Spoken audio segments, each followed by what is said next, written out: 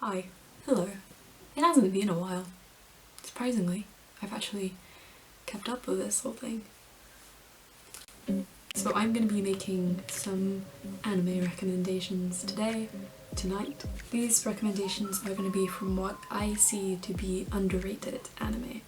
Obviously this whole list is subjective, and to you these anime might not even be underrated or even good, you know, they might be just plain shit. But I scrambled with my phone there, oh my god.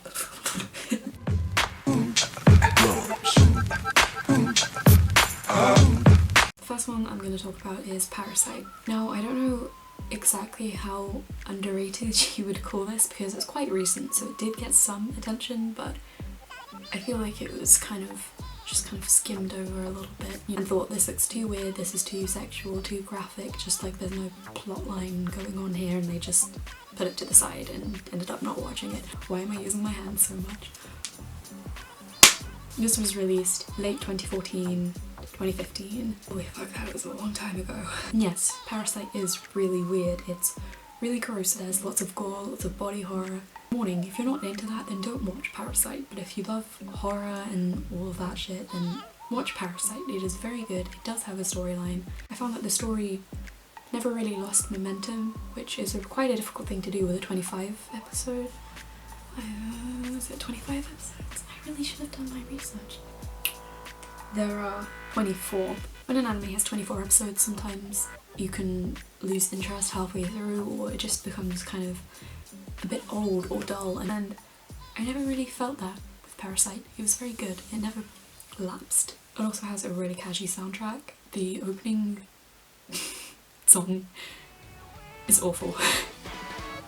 I'm just remembering it now. I don't think I'll ever forget that opening song. Jesus Christ. It's like screamo dubstep.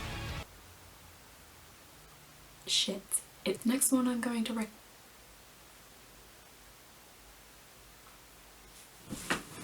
yeah.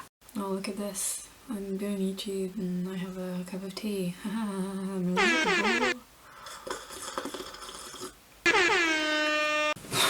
Alright. Oh.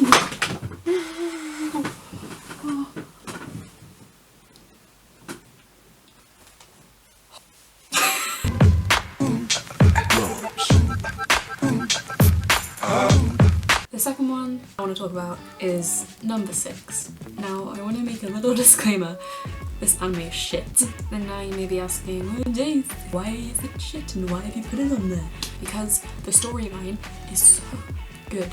Potential of this anime was like through the roof, and it's really upsetting. It was made in 2011 and I watched it last year. Storyline and the plot is just so original, really weird, but so cool, and it was just executed so badly. And I haven't read the manga, but honestly I would recommend reading the manga instead of watching the anime, despite not having read it myself. It's not a bad anime to watch, and there's only 7 episodes. I really needed to do my research. 11. There's 11 episodes, I remember now, so it's a shorty. There are canon queer characters, and you know how much I love canon queer characters.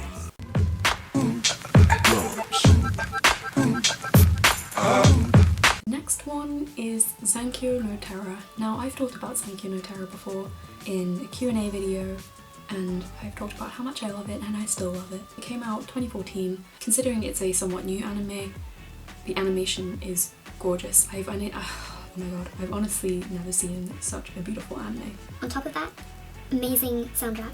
One of the best soundtracks of my entire life. I listen to it on YouTube. There's 2 sides to it, and it makes me want to cry every single time because it makes me so emotional. And then so seeing as it's recent, it did have some attention. There's nowhere near as much attention as it deserves.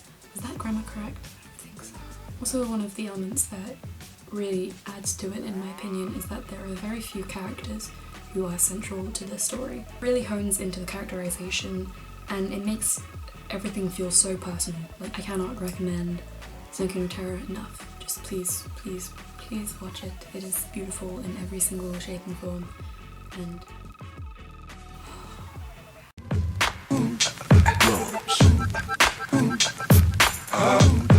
moving on.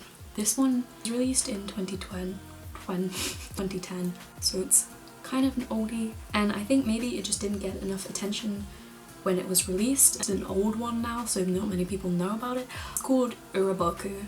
Uraboku? Uraboku? Uraboku? I never know how to pronounce it, or the English name for it is probably better. It's called The Betrayal Knows My Name. Since it's from 2020, the animation isn't amazing, but that didn't really take away from the experience, in my opinion. Of course, because you know me, there's canon queer characters in it. The main two male characters are horribly in love with each other. It's great. Aside from the romantic aspect of this anime, the relationships in this are portrayed so beautifully. Another thing, character design, amazing. There's so much badass weaponry, and like honestly it would be the coolest to cosplay. The storyline is simple enough to follow, like it's not crazy difficult, but it's still interesting. Here is the winner, guys. Demons.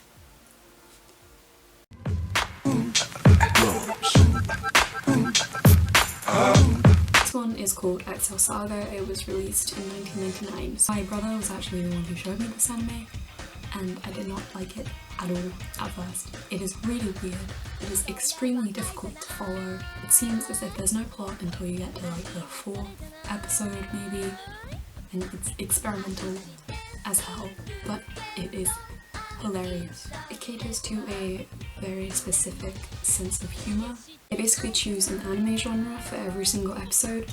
They have like a shoujo episode, they have a crime detective episode, they have a male gaze episode where basically all of the men aren't shown, their faces aren't shown, and it's all just like these women in bathing suits, and it's really weird. And Heather's made me watch the English dub, and it is annoying as hell. It is very difficult to tolerate until you get used to it, but that is the point, I believe. That is what makes the character so funny, is that her voice is frustrating as hell. When it got to the 15th episode or something, the original voice actor had to be replaced because she did something to her vocal cords. Also, this was directed by the person who did The Wallflower. So if you've seen The Wallflower, I haven't, but the premise sounds amazing and I really want to watch it. Apparently it's really funny. It's made by the same guy, so that should give you a sense, if you've seen The Wallflower, of what kind of anime this is going to be.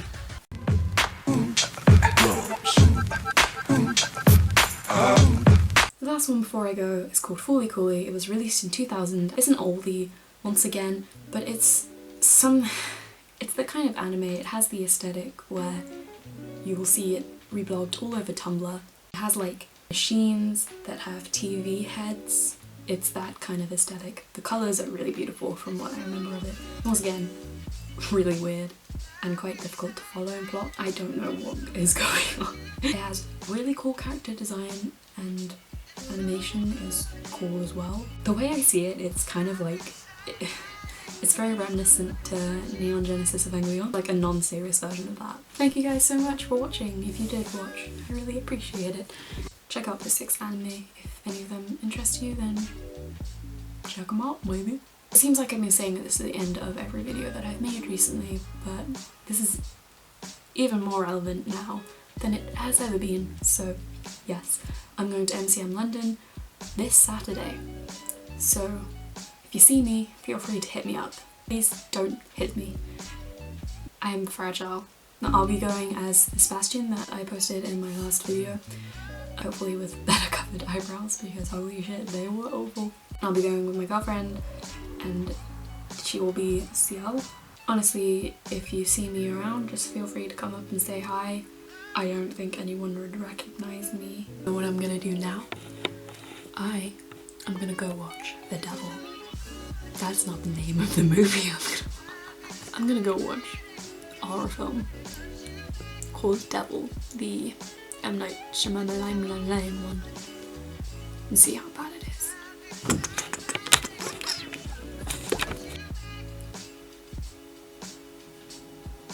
I was literally just about to start off that sentence as I'm gay. I don't know why.